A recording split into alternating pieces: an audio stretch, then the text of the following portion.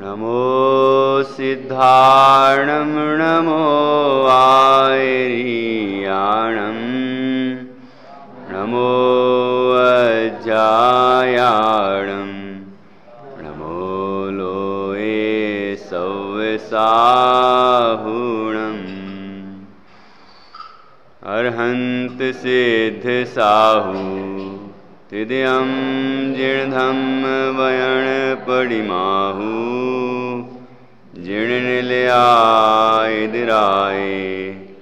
नवदेवादिन्तु मे बोहि मंगलं भगवान् वीरो मंगलं गौतमो गणी मंगलं कुन्दकुन्दाद्यो जैन धर्मोस्तु मंगलम सर्वमंगलमांगल्यं सर्वकल्याणकारकं प्रधानं सर्वधर्माणां जैनं जयतु शासनं जैनं जयतु शासनम्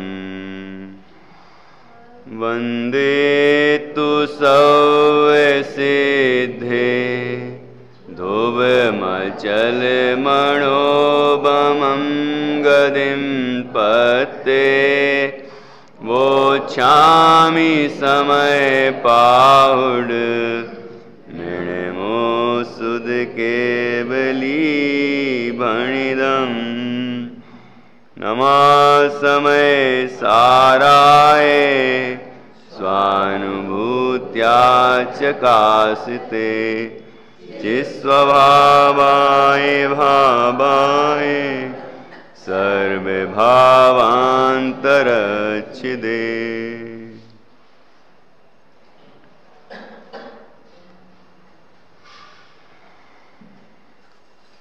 आचार्य श्री कुंद कुंद देव द्वारा रचित यह समय सार परमागम है और इसके पूर्व रंग में छठवीं गाथा है। शिष्य का ऐसा प्रश्न हुआ कि जिस शुद्धात्मा को जानना चाहिए, जिसको जानने से परम आनंद की अनुभूति होती है, जीव के अनादिकालीन दुखों का अंत होता है, ऐसा वह शुद्धात्म तत्व कौन है। तो आचार्य ने इस छठवीं गाथा में शुद्धात्म तत्व का स्वरूप बताया। आचार्य ज्यादा लंबी भूमिका नहीं बनाना चाहते थे। जैसे ही कहा कि मैं दिखाऊं तो प्रमाण करना, उस एकत्व विभक्त आत्मा को मैं दिखाऊंगा तो उसको प्रमाण करना, तो देर नहीं लगाई, तत्काल कह दिया कि वह आत्मा कैसा है।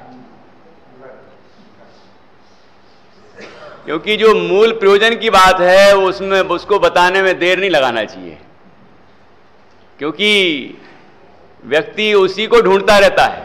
आप कितना भी कुछ कहते रहो लेकिन वो यही सोचेगा कि ये कब कहेंगे, ये कब कहेंगे। जैसे कि दुकानदार है तो वो ग्राहक कब उसको पैसा दे देगा, वो आप 10 बातें ही बनाएगा लेकिन वो ये ध्यान रखेगा कि पैसा कब दे रहा है। ऐसे यहां कि जिस आत्मा की इतनी महिमा गाई कि 3 लोक में सबसे सुंदर है, रमणीय है, आनंद रूप है और हम स्वयं हैं, वह आत्मा कैसा है, कौन है, उसका स्वरूप क्या है, तो तत्काल बताते हैं छठवीं गाथा में। और ऐसा नहीं कि पूरा समय सार पढ़ेंगे तब ही हमें वो आत्मा मिलेगा। ये यही सारभूत बात बता दी, पूरे समय सार का सार यहां आ गया छठवीं गाथा में। तो जीव एक गाथा को भी ढंग से समझ ले और उसका मर्म यहां अंदर में धारण कर ले तो अपने चैतन्य की अनुभूति होती है और आनंद का प्रयोजन सिद्ध हो जाता है। सारे दुख मिट जाते हैं किसी भी संबंध में हो। जब शरीर मेरा नहीं तो शरीर के संबंध के दुख तो अपने ही आप मिट जाएंगे। जब धन संपदा वैभव बाहर का जो कुछ भी है वो सब मेरा है ही नहीं तो उस संबंधित दुख क्यों होगा। वो आए या ना आए, चला जाए, कुछ भी होता रहे, वो मेरा है ही नहीं। जब शरीर मेरा नहीं तो वो कैसे मेरा होगा? ऐसा यह जीव अपने चैतन्य स्वभाव को जान लेता है तो सर्व दुखों का अंत हो जाता है। ऐसी ये इस सार को बताने वाली छठवीं गाथा है। गाथा का पाठ करेंगे, फिर आगे चर्चा बढ़ाएंगे।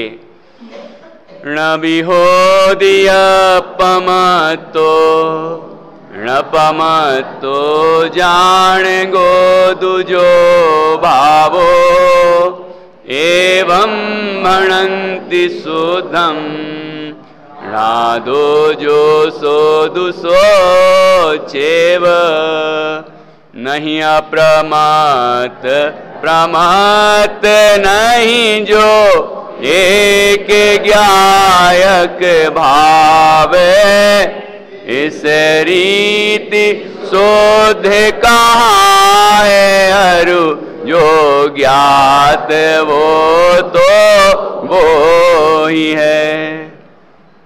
आत्मा शुद्ध है, ये बात यहां पर सिद्ध की है। गाथार्थ, जो ज्ञायक भाव है वह अप्रमत्त भी नहीं और प्रमत्त भी नहीं, इस प्रकार इसे शुद्ध कहते हैं। और जो ज्ञायक रूप से ज्ञात हुआ वह तो वही है, अन्य कोई नहीं है। देखो टीका में अपन ने दो बिंदु समझ लिए थे। कौन कौन से? कि जो स्वयं अपने से ही सिद्ध होने से अनादि सत्ता रूप है, कभी विनाश को प्राप्त न होने से अनंत है, वह कौन?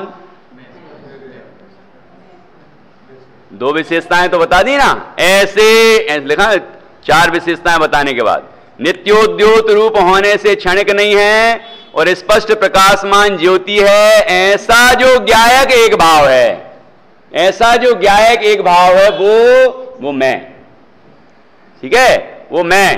तो कौन अनादि अनंत है? अनादि निधन कौन है? कि वो मैं हूं।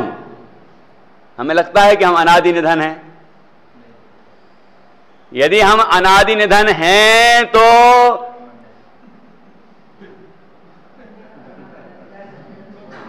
आप लोग सब समझ गए कि क्या बोलना चाह रहा हूं। यदि हम अनादि निधन हैं, ये हमने निर्णय कर लिया, तो फिर तकलीफ किस बात की है? ऐसा हो जाएगा, वैसा हो जाएगा, क्या हो जाएगा? और जब मैं अनादि निधन हूं तो मैं किसी से जन्मा नहीं और कभी मरने वाला नहीं, तो सारे संबंध छूट गए।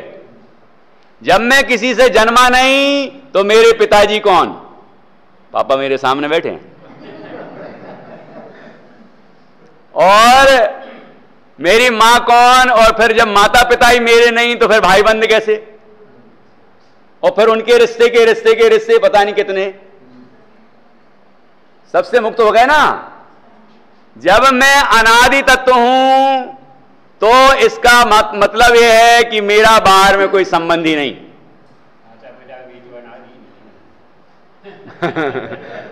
माता पिता भी अनादि निधन है, कह रहे हैं। माता पिता अनादि निधन नहीं है, माता पिता का आत्मा अनादि निधन है ना।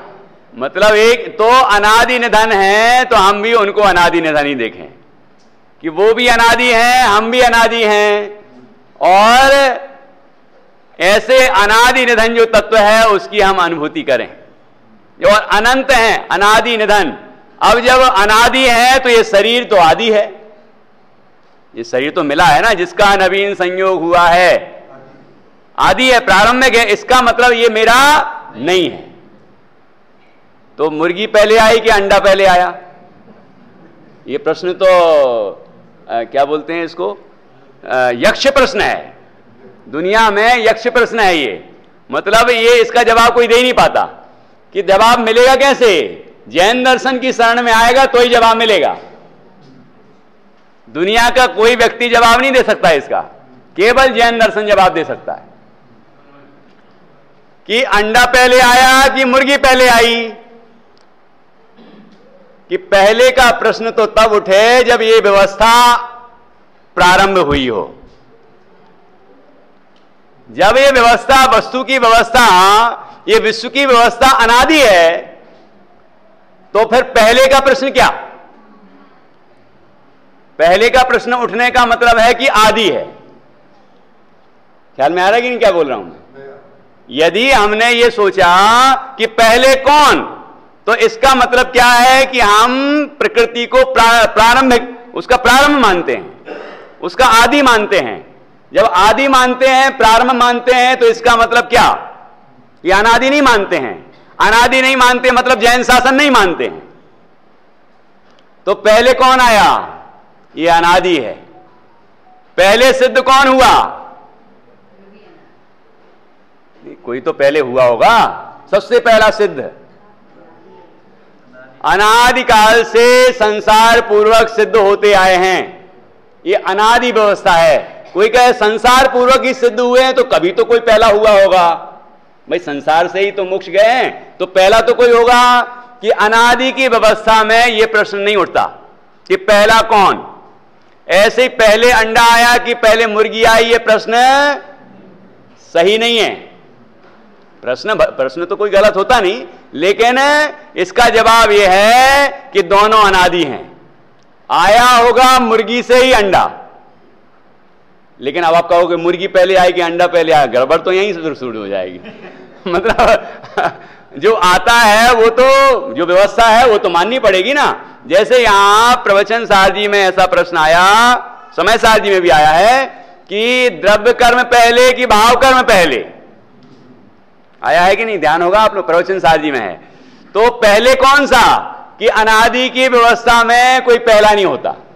तो फिर भी पहला तो मतलब अनादि नहीं, अनादि है, लेकिन ये तो बताना पड़ेगा कि द्रव्य कर्म से भाव कर्म हुआ कि भाव कर्म से द्रव्य कर्म हुआ। तो आचार्य कहते हैं द्रव्य कर्म से भाव कर्म और भाव कर्म से पुनः द्रव्य कर्म, ऐसा ये अनादि का चक्र चल रहा है। पहले नंबर द्रव्य कर्म ही लिखा, लेकिन पहले नंबर क्या लिखा? द्रव्य कर्म। वो व्यवस्था भी अनादि है। ऐसा नहीं कि पहले कोई द्रव्य कर्म उदय में आया। पहले बोलते ही तो आदि हो गया ना। तो अनादि के प्रश्न में ये पहले वाली बात खत्म, ठीक है ना। ये इसका जवाब जैन दर्शन ही दे सकता है। ये अनादि व्यवस्था है। ये अनादिकाल से जीव इस संसार में रुल रहा है और इस संसार में दुख भोग रहा है। अलग अलग अनेक अनेक पर्यायों को धारण करता है और जो पर्याय धारण करता है उस पर्याय में ही तन्मय हो जाता है। ऐसा सोचता है मैं तो यही हूं, और ये ना छूट जाए। एक 90 साल के बुजुर्ग थे, मैं उनको 1 साल से पढ़ाता था, तो उनके अंदर रुचि तो बहुत अच्छी जागृत हो गई थी, लेकिन अब जब उस उम्र में पढ़ा है, पूरा जीवन तो पढ़ा नहीं, तो पश्चाताप तो बहुत करते थे। पहले ही से पढ़ा होता, हमने इतना जीवन अपना बर्बाद कर दिया, लेकिन अब क्या करें। तो जब मैं आईसीयू में मिलने गया उनसे, तो उनने मेरा हाथ पकड़ के बोला, पंडित जी मुझे मरने से बहुत डर लगता है। तो इसमें कोई, मैं हंसा नहीं, मुझे ऐसा महसूस हुआ कि इस जीव को कैसी भी स्थिति हो जाए शरीर की, छोड़ना नहीं चाहता, शरीर को छोड़ना नहीं चाहता। ऐसे जब भी मैं वहां पहुंचता था उनको सुनाने के लिए, आईसीयू में भी गया, तो जैसे ही आवाज सुना मैंने बोला दादाजी, और वैसे ही खेल उठते थे। तो पूरे परिवार के लोग बोलते थे कि आपकी आवाज सुनते ही खेल उठते हैं, और हम लोग तो यहां बैठे रहे, आते जाते रहते हैं, हमें देख के तो खुश ही नहीं होते, प्रसन्न ही नहीं होते। तो मतलब जिनवाणी के प्रति भावना तो अच्छी जागी, जिनवाणी सुनने में, आत्मा की चर्चा सुनने में रुचि तो जागृत हुई, लेकिन वो पुरुषार्थ नहीं हो पाया। तो ऐसा लगता है कि मरने से बहुत डर लगता है। हम लोगों को नहीं लगता क्या? हम लोग तो अभी 90 के नहीं हुए ना सभी, यहां तो कोई 90 वाला नहीं बैठा होगा, हैं? जो भी हो, और 90 वाला भी हो तो अभी जैसे जागरूक अवस्था है, अभी वहां नहीं गया है, वहां भर्ती नहीं है, मतलब बीमारी से ग्रसित नहीं है, तो अभी वो कार्य कर सकता है, तो अभी अपना कल्याण अभी कर सकता है। इस अवस्था में जीव तत्व निर्णय का अभ्यास करेगा और तत्व की अनुभूति करेगा, तो वहां भी वो चलेगी, वहां भी वो अनुभूति करेंगे और आनंदित रहेंगे। ऐसे जीवों को ऐसी जगह जाने का परिणाम ही नहीं आएगा। कि आईसीयू में भर्ती हो जाएं, हैं, वो जरूरत ही नहीं पड़ेगी। वो तो कहेगा भैया अब हो गया ना, अब समाधि मरण की तैयारी करो। ऐसा परिणाम आएगा उछलता हुआ। हाँ, दुनिया में कहने में थोड़ा ऐसा लगे, अरे यार कैसी बात कर रहे, आईसीयू में नहीं जाए क्या?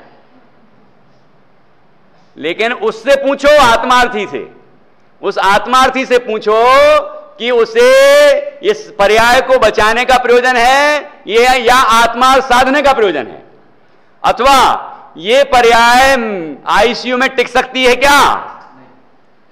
आयु कर्म का क्षय होगा तो वहां भी मरेगा, और आयु कर्म शेष है तो यहां भी जीवित रहेगा। ऐसा नहीं है कि वहां वो कोई बचाने वाला हो।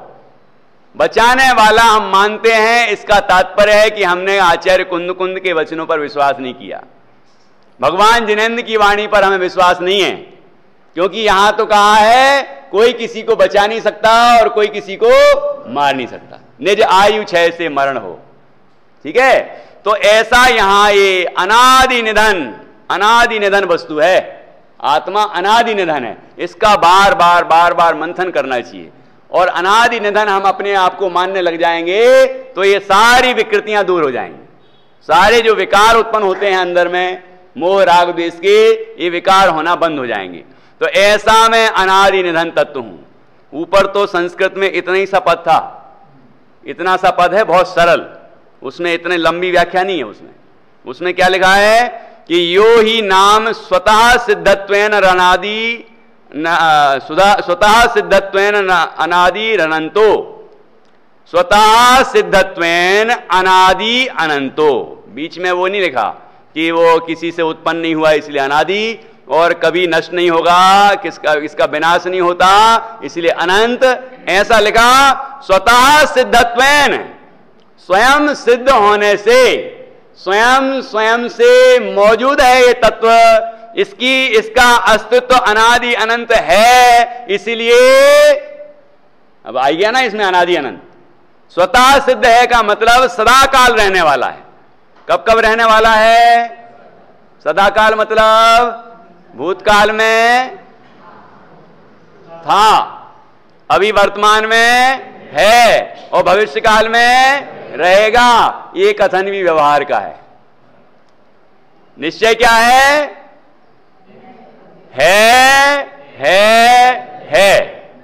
आपने रायपुर में बोला तो ध्यान है आपको? मुझे ध्यान है। तो जब तिक्काले चदुपाणा ये गाथा चला रहे थे हम, तो पिताजी बीच में बोले, ये बोलने के बाद कहते हैं कि था, है और रहेगा, ये भी व्यवहार है।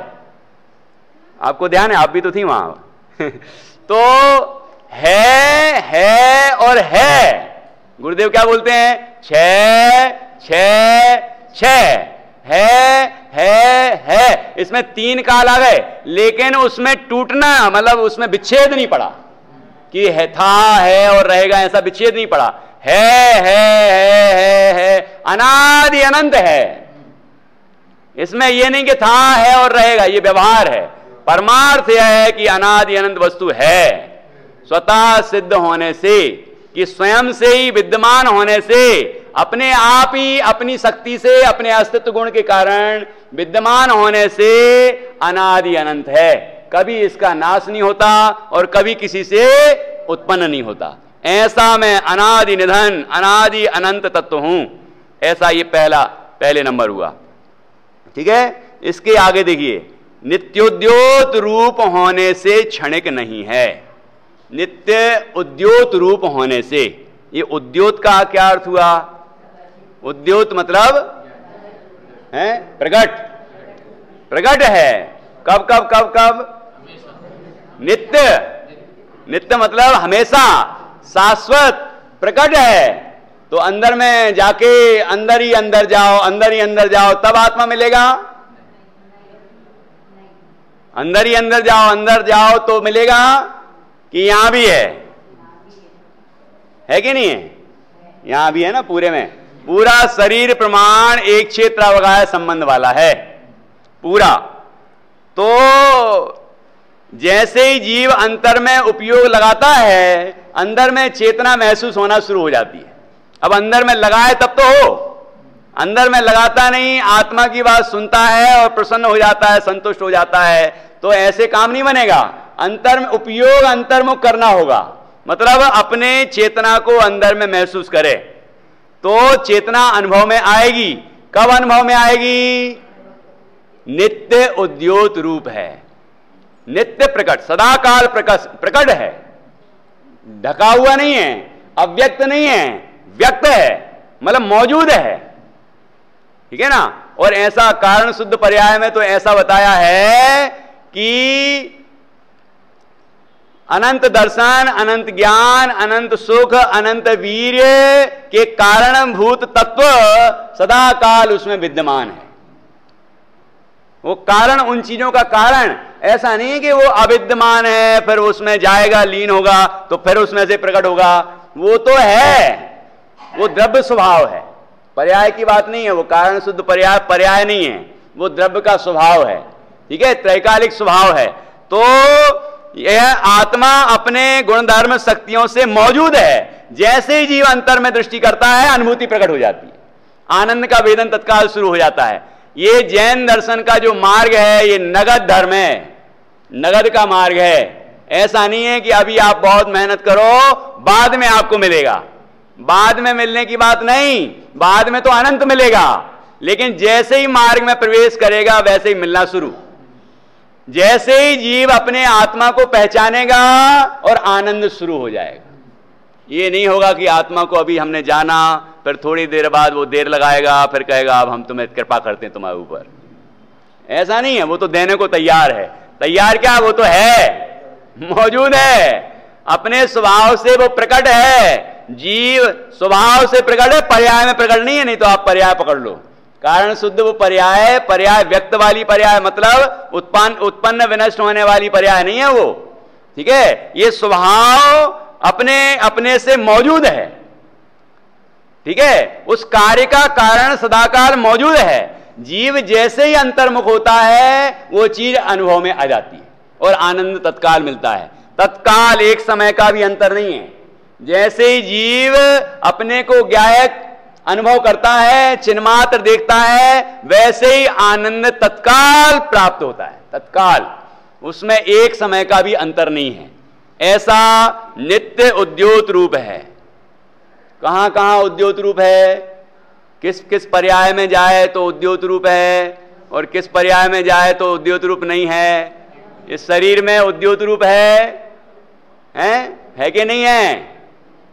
आचार्य लिखते हैं ये जीव मृतक कलेवर में मूर्छित हो गया और अपनी चैतन्य सत्ता को भूल गया। चैतन्य बिल्कुल व्यक्त है, मौजूद है, ठीक है ना, लेकिन उस चैतन्य सत्ता को भूल गया, मृतक कलेवर में मूर्छित हो गया। ये मृतक है, मृतक कलेवर, ये कलेवर है, मृतक शरीर है ना। तो ये पुद्गल है ना, पुद्गल है तो इसका मतलब अचेतन है। अचेतन में चेतन मान के और चैतन्य को भूल गया कि मैं इस देह से अत्यंत भिन्न शुद्ध चैतन्य आत्मा हूं, ऐसा बिल्कुल नहीं मानता और यही मानता है कि मैं तो ये शरीर हूं। जैसे बने इस शरीर को बचा लें, जैसे बने इस शरीर को सुंदर रखें, जैसे बने इस शरीर को बलिष्ठ रखें, है ना, ऐसा ये जीव विचार करता है। जैसे कोई लोग घर में जाओ तो वो कहते हैं देखो हमारी ड्रॉअर में इतनी दवाइयां रखी रहती हैं, तो इससे क्या पता चलता भैया, हैं जिनेश भैया, क्या पता चलता है कि इस घर में सब बीमार रहते हैं क्या? मतलब ये रोग का लक्षण है कि नहीं? जैसे किसी को खुजली चल रही हो तो ऐसे खुजा रहा है, खुजली चलती तो खुजाता है, खुजाते समय तो बड़ा मजा आता है, लेकिन जब मतलब थोड़ी देर खुजाता रहता फिर कैसा लगता है? ऐसा संयोग बना कि मैं यहां पढ़ रहा था और यहां खुजली आ रही थी और वो जैसे ही यहां पर खुजाते एकदम वो घाव हो जाता है ना, तो एकदम तकलीफ हुई और यहां मैं पढ़ रहा था, ठीक है। मुझे एकदम भाषित हुआ। मैंने कहा देखो आचार्य ने कितना सटीक उदाहरण दिया कि यहां खाज खुजाते समय तो अच्छा लग रहा था, लेकिन उसका फल क्या मिला? उसका फल मिला तकलीफ। ऐसे ही पंचेंद्रिय के भोग जीव को सुखदायी लगते हैं, लेकिन उसका फल क्या? तत्काल भी दुखदाई, और उसका जो कर्म बनेगा और उसका फल आएगा वो भी दुखदाई। तो ये पंचेंद्रिय के विषय तो अच्छी चीज है ना, जितने जिसके पास विषय, जैसे किसी को चश्मा लगा है, इसका मतलब क्या है बाबूजी? जैसे चश्मा लगा है तो इसका तात्पर्य क्या हुआ कि आंख में कमजोरी है, मतलब ये बाहर के लक्षण प्रकट हो रहे हैं। ठीक है, कोई यदि जैसे चक्रवर्ती के पास 96,000 रानियां हैं, तो इसका तात्पर्य क्या हुआ कि उसके पास इतना भोगने की भावना है उसके मन में। ठीक है ना, ऐसी 6 खंड की विभूति है। तो ये रोग के, ये बाहर के जो चीजें जैसे दवाइयां बताई आपको, तो इससे पता चल रहा है कि बीमारी है, बीमारी है ये। मतलब हमारे पास एसी है, अच्छा इसका मतलब आपको गर्मी बहुत लगती होगी, हैं? ऐसी कुर्सी ऐसी वाली है और वैसी वाली है, इसका मतलब आपको अंदर मतलब कोई ना कोई शरीर में तकलीफ होगी, कमर का दर्द रहता होगा, घुटनों में दर्द होता होगा, हम तो बैठे ही नहीं पाते। तो इसका मतलब क्या है? इसका मतलब शरीर में बीमारी है। मतलब ये चीजें हमारे अंदर की कमजोरियों को प्रकट कर रही हैं, और हमारे अंदर क्या क्या विकार हैं उन विकारों को ये चीजें प्रकट कर रही हैं। जैसे हम अच्छे बढ़िया कपड़े पहनते हैं, बढ़िया अच्छा दिखना चाहिए, तो इसका तात्पर्य क्या हुआ कि ऐसे भाव है ना हमारे अंदर, इसको काम भाव बोलते हैं। ठीक है, और किसी के और विकृत परिणाम हो तो उसे लगता है मेरा शरीर कोई देखे, इधर से दिखा है, उधर से दिखा है, कहीं से भी दिखा है, तो कपड़े क्या को पहने? कपड़े इसलिए पहने जाते हैं सील की रक्षा के लिए, लेकिन ये तो जगह जगह से दिखाने की कोशिश करता है। इसका तात्पर्य इसके अंदर काम वासना है, कुशील है ये। तो और अभी आप देखो, कोई यदि कोई ने अपना वीडियो बना के डाल दिया हो, फिर देखता है कितने व्यू आए, कितने लोगों ने देखा, मुझे कितने लोगों ने देखा, हाँ, लाइक किया, ये कितने लोगों ने देखा, लाइक किया और पसंद किया। ये वो करते हैं जिनको वही व्यापार है, अपना सौंदर्य दिखा के आकर्षित करना, और फिर उनकी फिल्म आई तो पागल हो जाए लोग और ऐसे पैसे फेंकें, लो भैया एक नहीं 10, 20, 50,000 ले लो, लेकिन हमें तो देखना है। वो आकर्षित करते हैं, हम क्या आकर्षित करें? ये शरीर कोई दिखाने लायक थोड़ी है। ठीक है, तो सील की सुरक्षा के लिए जब तक हम गृहस्थ अवस्था में हैं तो हमारे वस्त्र भी वैसे योग्य होना चाहिए। ठीक है, और वस्तुतः तो ये वस्त्र भी मेरे नहीं हैं, ऐसा वेद ज्ञान करके अपने जो निर्वस्त्र स्वरूप है, निर्ग्रंथ स्वरूप है, उसकी अनुभूति का उद्यम करना चाहिए। जिनको निर्ग्रंथ स्वरूप की अनुभूति होती है, उनके यदि वो आरिका हैं, यदि वो ब्रह्मचारी हैं, प्रतिमाधारी हैं, तो उनके वस्त्र भी योग्य होते हैं। यदि वो येलक जी छुल्लक जी हैं तो उनके वस्त्र भी योग्य होते हैं।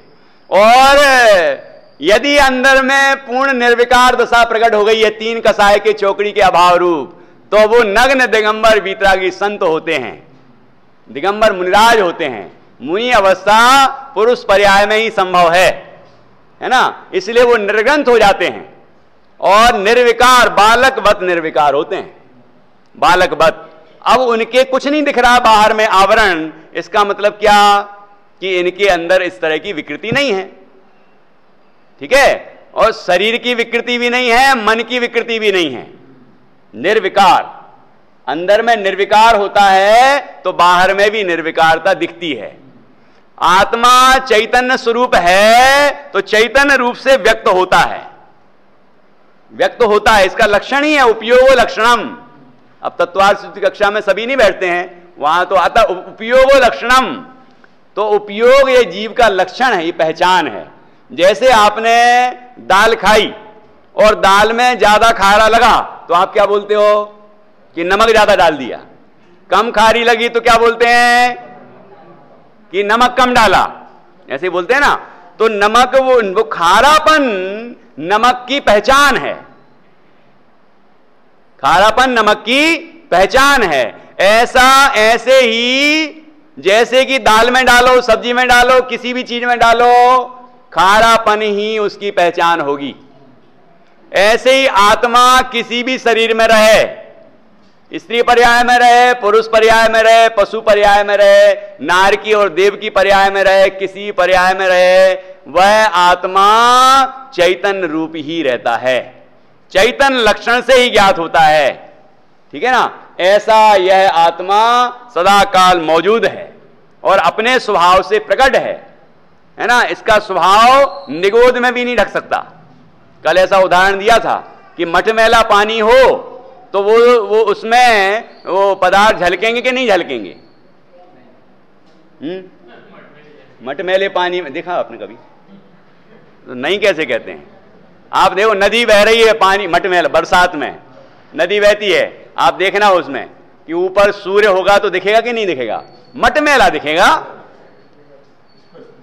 एकदम साफ नहीं दिखेगा, लेकिन दिखेगा ना। ऐसे ही ज्ञानावरण कर्म का कितने ही प्रबल उदय आए, लेकिन वो चेतना व्यक्त रहेगी। भले ही निगोदिया हो और अक्षर के अनंत में भाग प्रमाण मात्र उसका ज्ञान प्रकट रहे, लेकिन वो प्रकट रहेगा।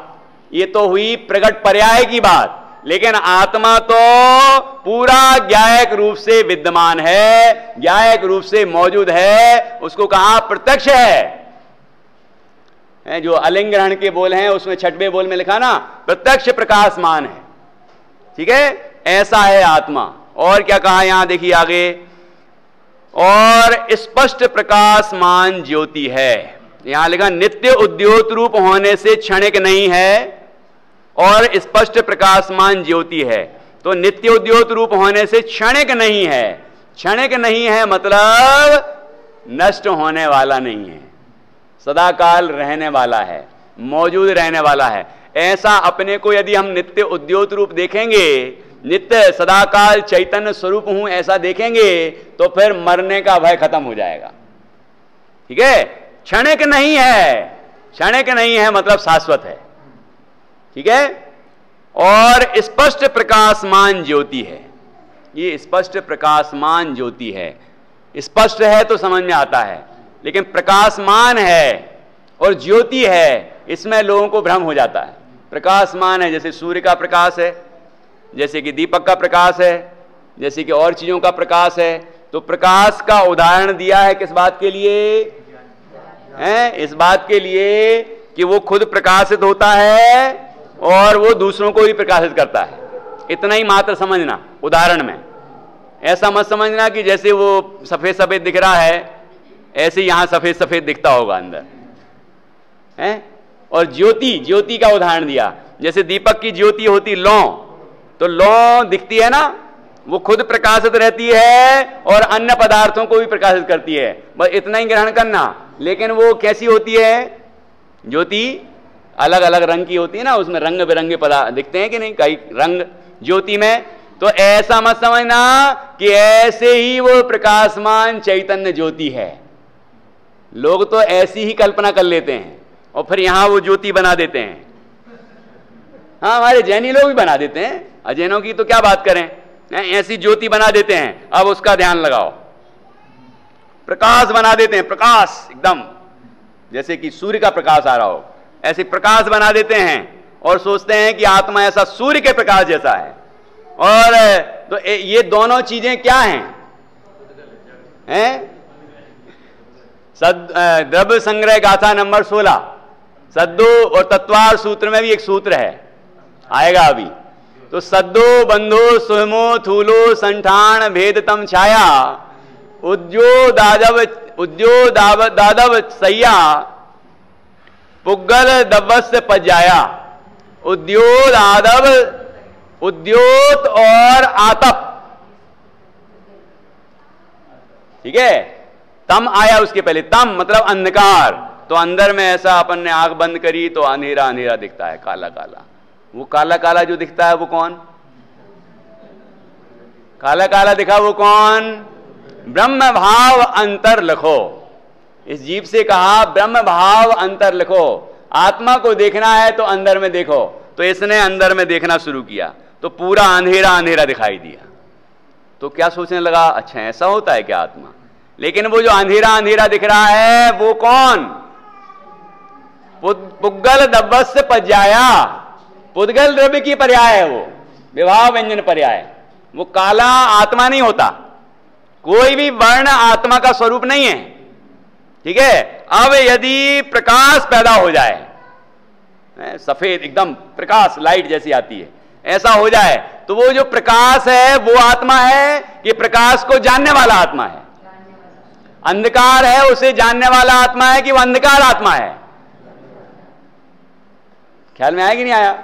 तो जीव को ऐसा भ्रम हो जाता है कि वो अंधेरा वो मेरा है अथवा वो प्रकाश तो मेरा ही है। ऐसा होता है कि जब जीव अनुभूति करता है तो कदाचित यहां शरीर के साथ भी तो उसका निमित्त संबंध है, तो जो ब्लड है वो सर्कुलेट होता है, किसी तरह की स्थिति बनती है तो सफेद सफेद भी दिखता है, जैसे बादल झड़ गए हों, है ना? लिखा है भैया, शास्त्रों में लिखा है कि कैसे ध्यान की अवस्था में क्या क्या हो जाता है, लेकिन उसे स्वरूप ध्यानी को उसकी खबर नहीं है।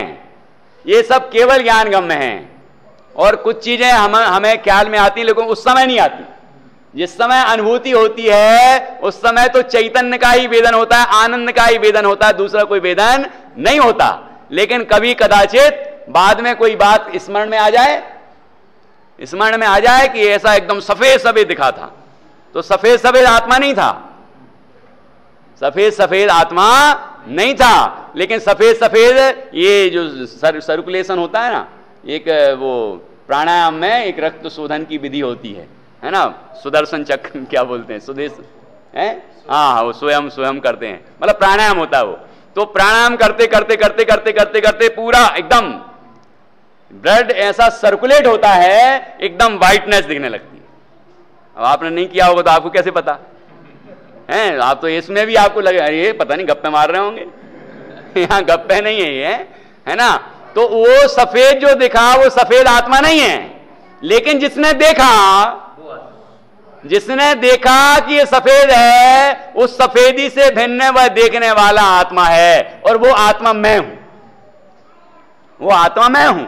ऐसा उस रंग से भिन्न, राग से भिन्न तो कह ही दिया, रंग से भिन्न राग से भिन्न जो चैतन्य स्वरूप है वह मैं हूं। ऐसी वो ज्योति की जो कल्पना करते हैं, आत्मा कोई ऐसा ये रंग बिरंगी ज्योति वाला नहीं है, रंग बिरंगी ज्योति जो है उस वाला नहीं है, उसका ध्यान लगाने से कुछ नहीं मिलने वाला।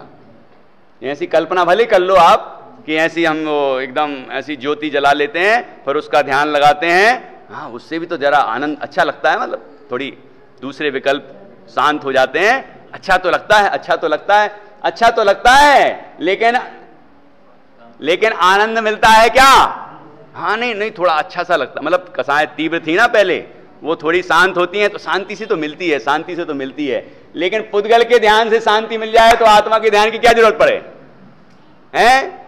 तो यहां शांति सी नहीं चाहिए हमें, शांति सी तो भोगों में भी लगती है, सुख सा बोलते हैं ना, सुखाभास, सुख सा तो भोगों में भी लगता है, लेकिन सुख सा चाहिए कि सुख ही चाहिए? आकुलता चाहिए, आकुलता रूप सुख चाहिए कि निराकुल सुख चाहिए? है ना, निराकुल सुख चाहिए तो वो तो उस समय तो आकुलता है, उस समय तो आकुलता है। आकुलता है का तात्पर्य है कि वो सच्चा सुख नहीं है। जीव अपने चैतन्य स्वभाव का निर्णय करके अपने को चैतन्य मात्र अनुभव करे तो आनंद मिलता है। मैं बहुत खोज रहा था कि इसके लिए कोई अच्छे अच्छे उदाहरण मिल जाएं, तो मुझे तुरंत परमानंद सूत्र याद आया। देखो आप भी विशुद्धि पूर्वक यदि जिनवाणी को बंधन करके ऐसा सोचो कि इसका क्या उदाहरण हो सकता है, ये बात कहां मिल सकती है, तो आपको भी पता चल जाएगा। ऐसा जिनवाणी की ये कृपा है, मतलब विशुद्धि ऐसी बढ़ती है अंदर कि वो ज्ञान अपने आप काम करने लग जाता है। तो वहां 5 उदाहरण दिए अलग अलग श्लोकों में। क्या उदाहरण दिया? नलिन्याम च यथा नीरम भिन्नम तिष्ठति सर्वदा, अयम आत्मा शरीरेषु भिन्नम तिष्ठति सर्वदा। वो थोड़ा सा हो सकता है लाइन थोड़ी, तो इसका तात्पर्य है कि जैसे कमल के पत्र पर पानी पड़ा हो तो वह पानी कमल पत्र से अत्यंत भिन्न ही रहता है। यहां 14वीं गाथा में भी इस तरह का उदाहरण है ना। तो कमल पत्र पर पानी आपने देखा कभी? मैं नैनागढ़ गया था तो वहां पर मैंने देखा, वो जल मंदिर है ना, तो बीच में से जा रहा था तो वहां अगल बगल में नजर पड़ी तो वहां कमल कमल खिले रहते हैं और पत्र भी होते हैं, पत्ते, है ना। उस समय मुझे समझ में आया कमल पत्र का क्या मतलब, नहीं तो मैं कमल के वो समझता था पंखुड़ियां, वो पंखुड़ियां नहीं, पंखुड़ियों में भी पानी प्रवेश नहीं करता, लेकिन उसके पत्ते पर पानी ऐसे रखे रहते हैं, ऐसे लगते हैं मोती रखे हों। जो वक्तामृत स्तोत्र में आया ना, वो बात उस समय समझ में आई।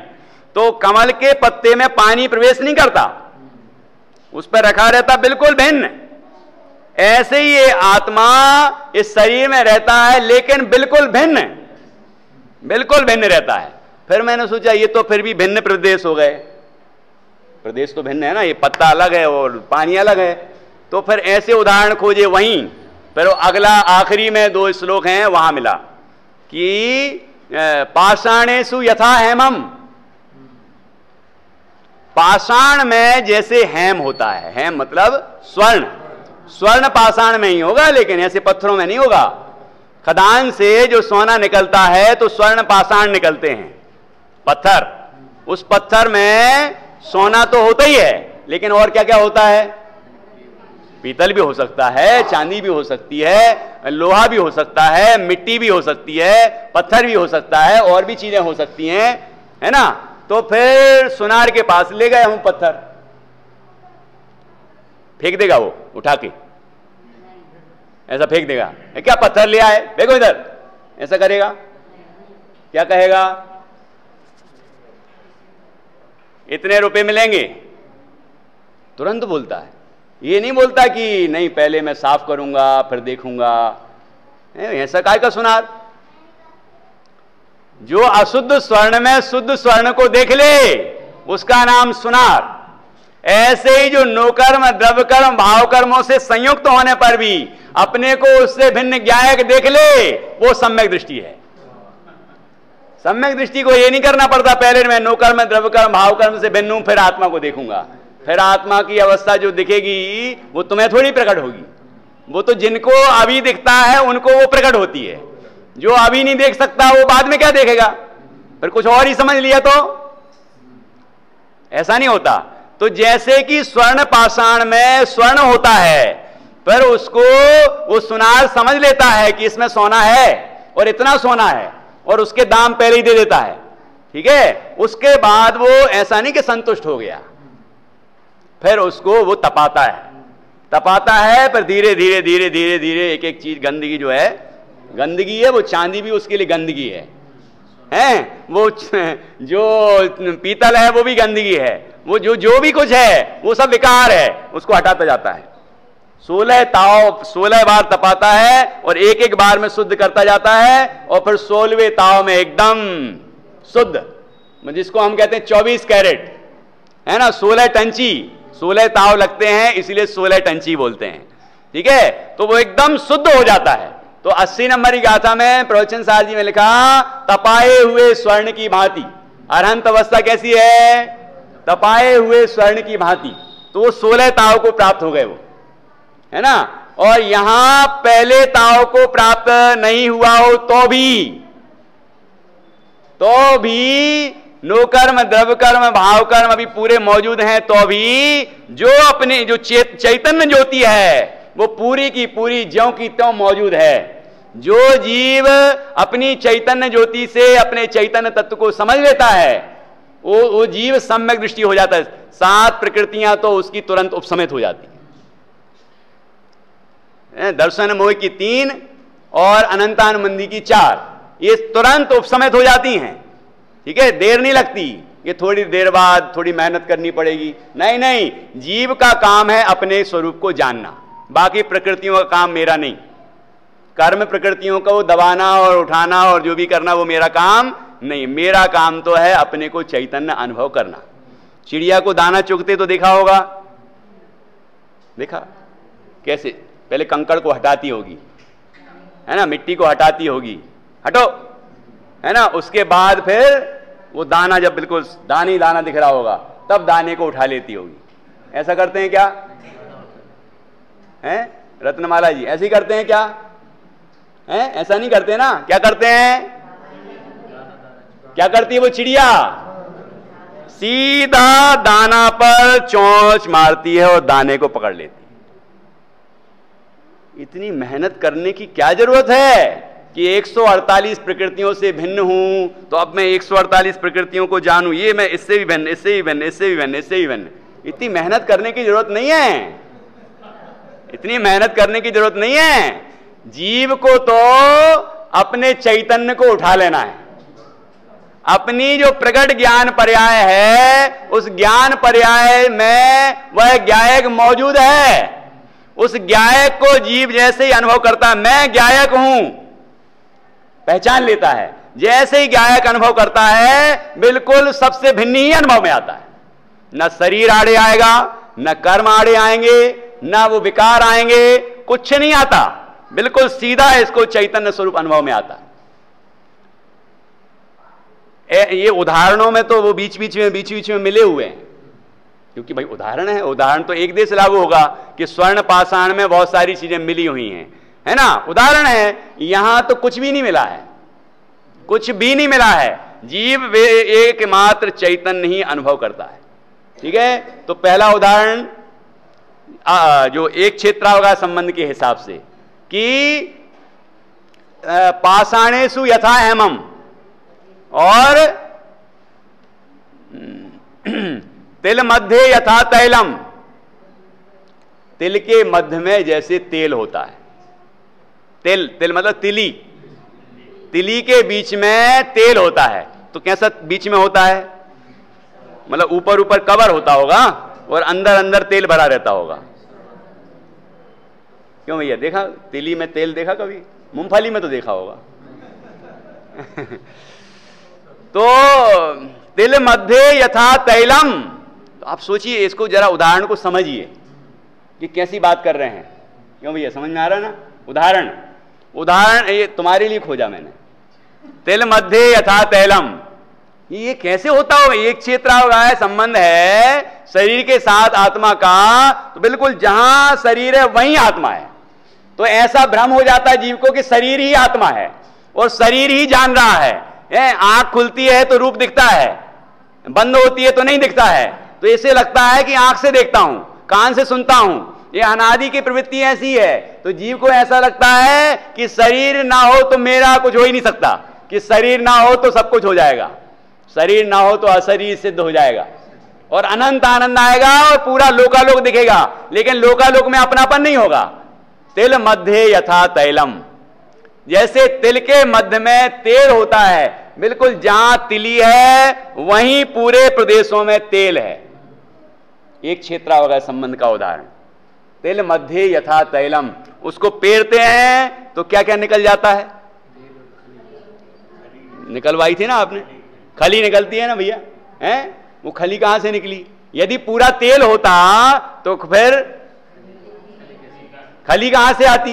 और पूरी खली होती तो तेल कहां से निकलता? मतलब उसमें एक क्षेत्र में विद्यमान है दोनों चीजें, लेकिन दोनों भिन्न है कि अभिन्न है? देखो कैसा उदाहरण है, आचार्य अकलंक देव ने दिया है उदाहरण। जो चैतन्य को अनुभव करने वाले हैं, जो वो भी तो सदेह थे ना, देह सहित मुनिराज थे ना आचार्य। तो देह तो उनके भी था, लेकिन देह होने पर भी देह से भिन्न जो अपने को देखते थे, उन मुनिराज ने ये उदाहरण दिया। तिल मध्य यथा तैलम, तिल के मध्य में जैसे तेल होता है। मध्य में मतलब बीच में नहीं, कि वो चित्र बनाते हैं ना लोग, ऐसा पहले एक चित्र बनाया थोड़ा अलग रंग का, ऐसी ये हो गया नो कर्म, और फिर एक चित्र बनाया ये द्रव्य कर्म, फिर दूसरा तीसरा बनाया ये भाव कर्म, और फिर सफेद सफेद आत्मा बना दिया। भाई क्या करें, वो चित्र में तो ऐसे ही बनाना पड़ेगा। उदाहरण एक देश लागू होता है, चित्र में तो ऐसे ही बनाना पड़ेगा, लेकिन ऐसा ही नहीं समझना है कि पहले शरीर है, उसके अंदर फिर द्रव्य कर्म है, फिर उसके अंदर भाव कर्म है, फिर आत्मा है, और वो भी पर्यायों से बात। तो पहले पर्याय बना दो, फिर पर्यायों से अंदर एक आत्मा बिल्कुल ध्रुव बैठा है। ऐसा है क्या? जहां शरीर है वहीं आत्मा है, लेकिन आत्मा शरीर से भिन्न है। जहां आत्मा है वहीं द्रव्य कर्म है, लेकिन आत्मा उससे भिन्न है। जहां आत्मा है वहीं उसकी पर्याय हैं, लेकिन आत्मा उनसे पार है। जहां आत्मा है वहीं वो राग द्वेष हो रहे हैं और वहीं चेतना हो रही है। उपयोग में उपयोग है, उपयोग में क्रोधादि नहीं है। जहां उपयोग है वहीं क्रोधादि हैं, लेकिन क्रोधादि में उपयोग नहीं और उपयोग में क्रोधादि नहीं। ये अमूर्त विज्ञान है, ये साइंस समझना पड़ेगा, है ना। बहुत सरल है, लेकिन इतना कठिन नहीं है जितना कठिन साइंस है। ये इतना सरल है कि चैतन्य ज्योति को उठा ले, अपनी चोंच से चैतन्य को पकड़ ले, अपने जो प्रकट ज्ञान की पर्याय है उससे अपने चैतन्य को पकड़ ले। ये चिन्मात्र तत्व ही मैं हूं और अनुभूति प्रकट और आनंद हो जाता है। ये ज्यादा देर का काम नहीं है। जैसा कि सिद्ध पूजन की जयमाला में लिखा बाबू युगल जी ने, ज्ञान की प्रतिपल उठे तरंग झांकता उसमें आत्म राम। क्या मतलब है इसका?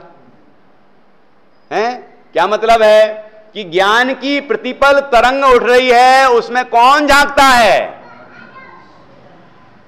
कौन झांक रहा है? जैसे तालाब में कोई हाथी है और उसकी सूंड इतनी दिख रही है, तो पूरा हाथी नहीं दिख रहा आपको, लेकिन आपको पूरा हाथी दिख जाएगा कि नहीं? कैसे दिख जाएगा हाथी? हाथी तो पूरा डूबा हुआ है, लेकिन जैसे ही सूंड देखेंगे आप कहेंगे उसमें हाथी है।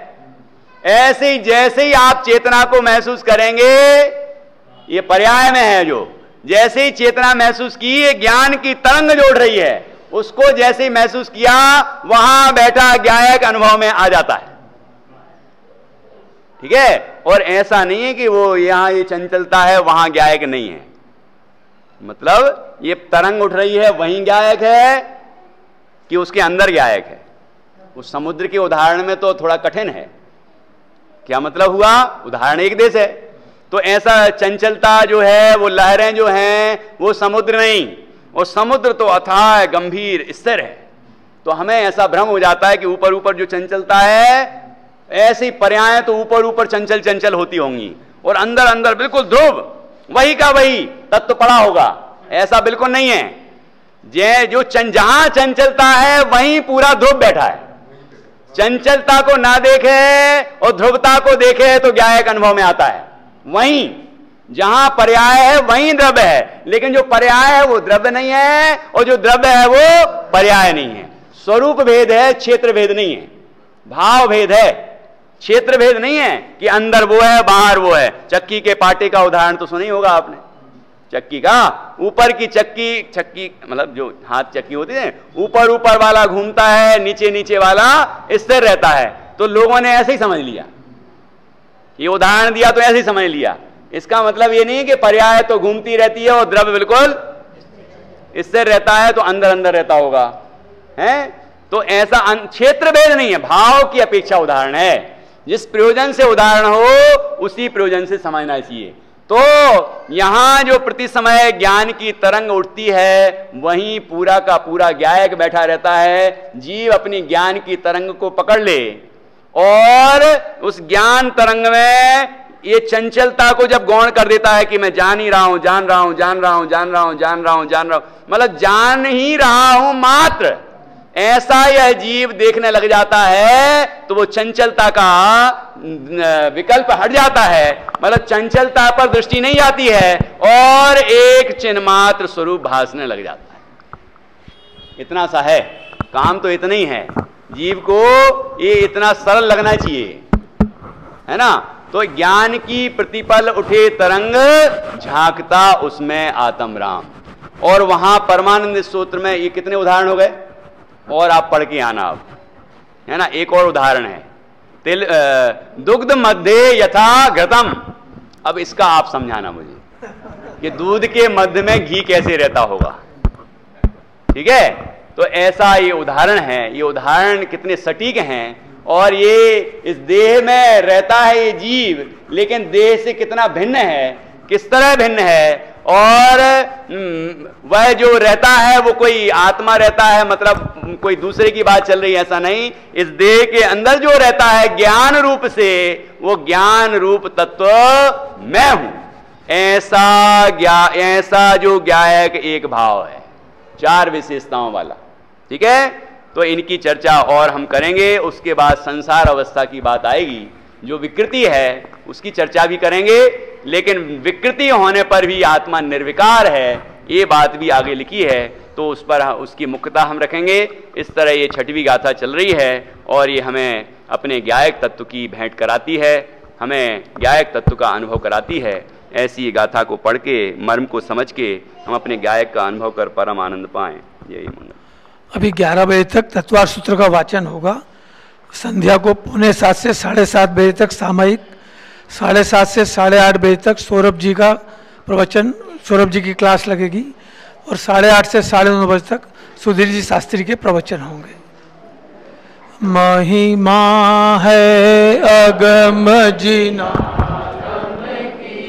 महिमा जाहि है की जाहि सुनत जड़ भी न बिछानी, हम चिन मूर्ति आत्म की महिमा है। रागादिक दुख कारण जाने, त्याग दीनी बुद्धि भ्रम की महिमा है। ज्ञान ज्योति जागी और अंतर, रुचि बारी पुनि शम दम की महिमा है।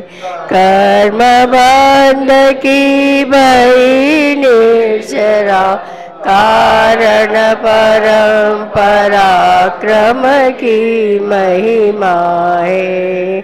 भागचंद शिव लालच लागो, पहुँच नहीं है जहाँ जम की महिमा है। महिमा है अगम जिनागम की महिमा है।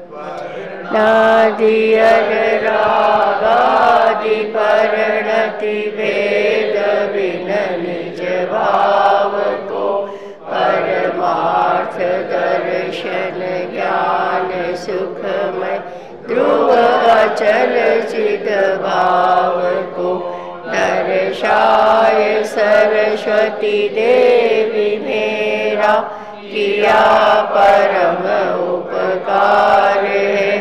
निज भाव में स्थिर रहूं यह वंदना विकार है। हे देवी तेरी वंदना में कर रहा हूँ, इसलिए चिंतामणि प्रभु है सदा वरदान देने के लिए। परिणाम शुद्धि समाधि मुझ में बोधि का संचार हो प्राप्ति स्वात्मा की तथा शिव सौख्य हो भव पार।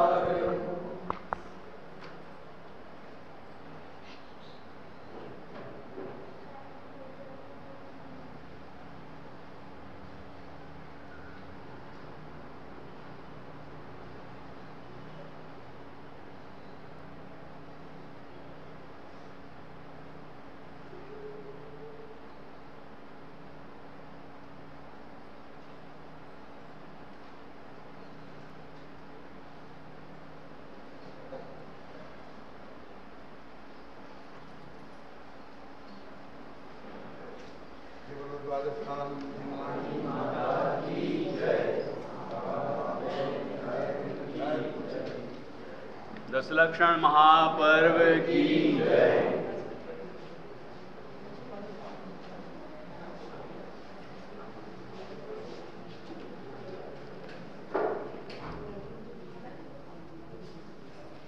भाव से स्थिर है, पर्याय बदलता है।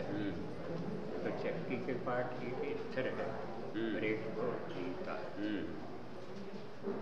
क्या वही है, द्रव्य स्वभाव को बता रहे हैं, वो स्थिरता की जगह और घूम रहा है वो पर्याय, लेकिन लोगों ने क्षेत्र से ही समझ लिया, उसका निषेध किया कि ऐसा नहीं, उदाहरण इतनी ही समझना। ऐसी पर्याय ऊपर ऊपर घूम रही है, द्रव्य ध्रुव है, ऐसा नहीं है। जहाँ पर्याय है वही द्रव्य है, लेकिन पर्याय चंचल है और द्रव्य स्वभाव ध्रुव वहीं।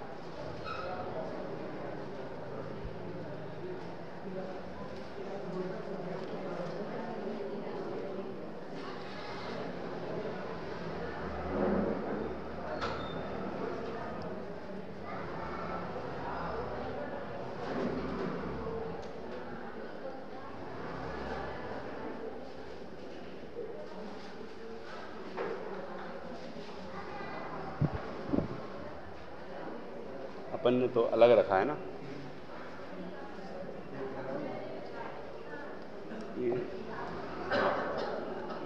ये तो सुबह का होगा।